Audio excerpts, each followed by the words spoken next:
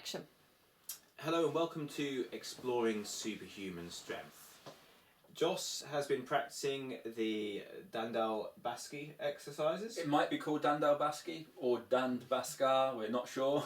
Which are a set of Indian exercises developed or designed to give you superhuman strength and youth and vigour, which involve the repeating of actions imitative of real life activities. Yeah, very much so. So, for example, rowing or chopping wood or climbing a rope, or I've also seen variations where it's of fighting moves. So I think they would have been particularly popular with the Maharaj who'd be training warriors in that way. So yeah. I've been doing the Chinese shaolin Yi Jin Jing exercises, which are a more meditative exercise where if you imagine a muscle, you tense the whole muscle while breathing your chi, your energy,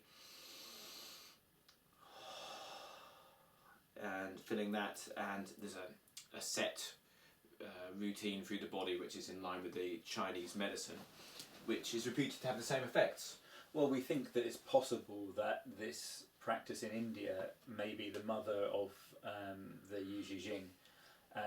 So I suppose there are some considerable differences, but the similarities seem to be more important. That there's three parts to this. One, that you imagine resistance against the movement that you're doing. So when you're tensing a muscle, you're working both the agonist and the antagonist kind of simultaneously, although I don't think they had a concept of agonist and antagonist at the time. That you're using breath very much so, and also if you're like trying to condense the energy that's conceived to be in the breath, prana or chi, into the part of the body that you're using. And third, that you're using imagination. The Yi Jin Jing uses imagination, imagining yourself getting stronger, younger. That kind of thing, but in each muscle it's more about putting that force in there, and it has got a suggestion of all those good things but not as specific. Okay, what are you finding is happening as a result of that practice? For me, the only significant thing to report is that there is a blending now between normal exercise. I mean, I've lifted weights since we were teenage. Yeah, I mean, you do like an hour a day of weights, although these days you're doing more resistance exercises. Yeah, so I'll do body weight exercises or exercise bands, you know, those rubber bands.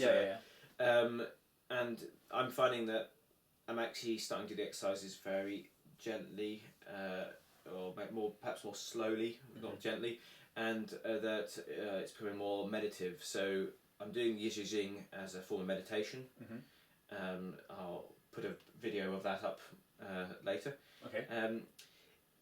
But I'm also doing these exercises, and though I haven't seen any increase in strength, there is an increase in focus. Okay. So it's really nice because it starts to come into your daily life as well. Yeah. So you've got increased focus all the time, and I think that's really, really good. Now, see, I've been doing that quite deliberately because, I mean, I teach yoga maybe 12 times a week, and of course I've got my personal practice.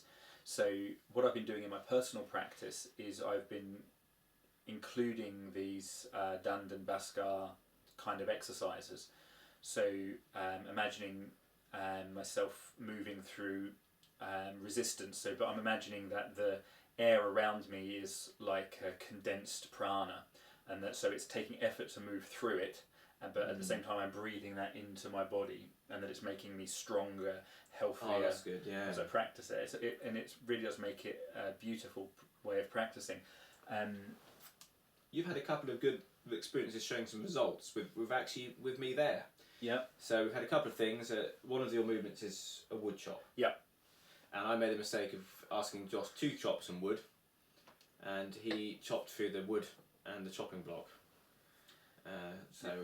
Strike. So that worked very well. That's obviously it was remarkable to me. You know, I've obviously chopped wood before, but the axe was going through the wood a lot more easily, to the point, as I say, where it split the chopping block, which I understand you had put aside for a different purpose. So I'm sorry about that. Yep.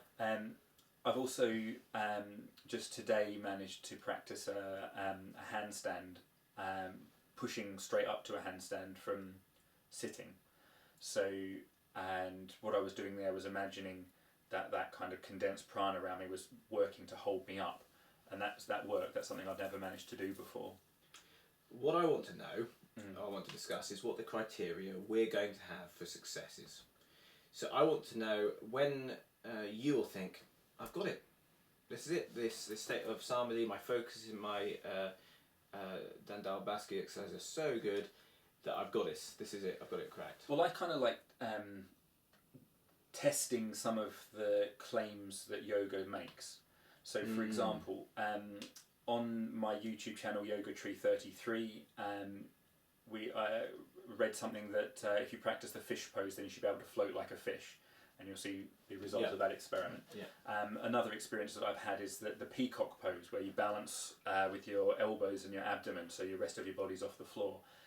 That's supposed to overcome poison, and I'd have some dental work, and come down from that anaesthetic was in the body. So I tried the peacock pose. They say that if you practice the peacock pose, that you should be able to overcome poisons. And so I had this feeling of being poisoned in my body. So I practiced that exercise, and it did make it better. So for me, the criteria is this. It says in the Yoga Sutras of Patanjali, by Samyama, on the strength of an elephant, one can acquire it, and etc. So for me, it's if I can replicate the kind of thing that an elephant can do, then that's true. Okay, one thing that you just said that has inspired me, so I hadn't even thought about until you mentioned this, was I was about to say to you, let's do all the strongman style things. You know, strongmen, so they're there to demonstrate that they're stronger than the rest of us. They rip telephone directories in half, they bend steel bars, they hammer nails into with their bare hands, these kind of things. How? Yeah, are indeed. But something you said that made me think, hang on a second. The actual feats are in the legends of the discipline. Yeah, they should be. So if we look at what the Shaolin do, so they do things like bend metal bars, they do things like that. Yeah, one-finger push-ups. One-finger push-ups, yeah. And what they are reputed to have been able to do, then we can get the kind of things we could do that would challenge ourselves.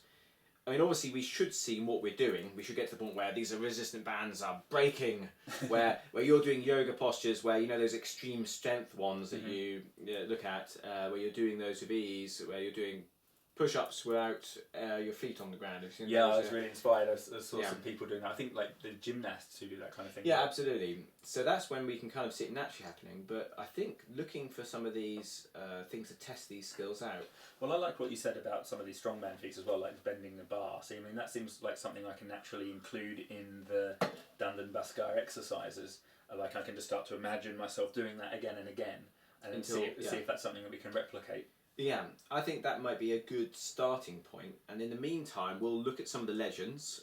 If anyone knows any of these legends, if you know what the Shaolin were meant to be able to do, if you know of any yoga feats, or any suggestions, we're looking for things that aren't going to destroy us if we get them wrong. Yeah.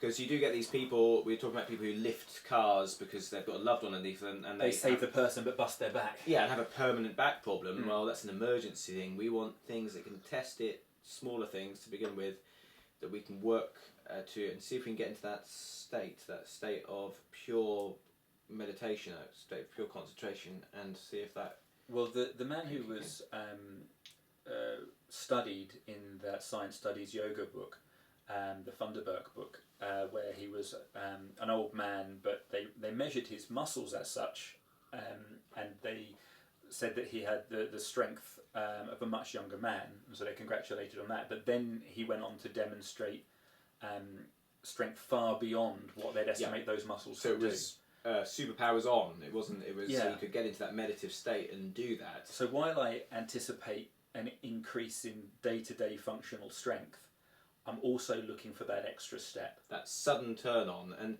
that's a hard one because that may happen.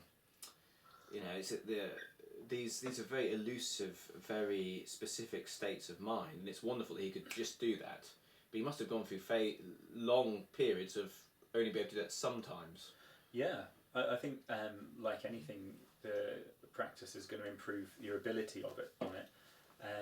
So I think he described basically becoming the muscles that he was using, that he wasn't aware of anything else. So from my point of view, sitting Zazen is probably more important training for that particular thing. Like you said, the increase of focus that you've noticed. Yeah, than anything physical. Yeah, than meditation. So that's what we're going to do now. The next episode, I think, will be us reporting back more of our progress. Yeah, I think so. If anyone out there is actually practicing these exercises well, let there's us obviously know, my book's out there, you've shown the exercises. Yeah, and actually that's something that I'll do in the meantime is I'll put on Yoga Tree 33 on that YouTube channel. I'll put an instructional on how to practice sun salutation with this mindset, make it a kind of guided meditation, if you like. Yeah. So I'll demonstrate the round and I'll do a narration over the topic or something like that. And who knows? It may be someone out there is ahead of us, and they can show us some of these. Yeah, I say we'd love to see feats of strength. We'd love to hear the legends of feats of strength, whatever source it is. I mean, we've heard of people invoking spirits and getting this kind of power with. Or karate masters who have just through their routines, they have some of these forms which are hard, soft ones, and really, really hard. Some people have said their instructors could actually do things, so maybe we could hear a little bit about that. Or if there's anyone watching who's a weightlifter who's kind of experienced something where they've gone from that plateau, where they get to that functional plateau, and then they've found another exercise which has knocked that up into something that you didn't expect that you could do, I'd be interested in hearing about that as well. I don't know about you. Absolutely. Okay, so tune in for the next episode. Look forward to hearing from you.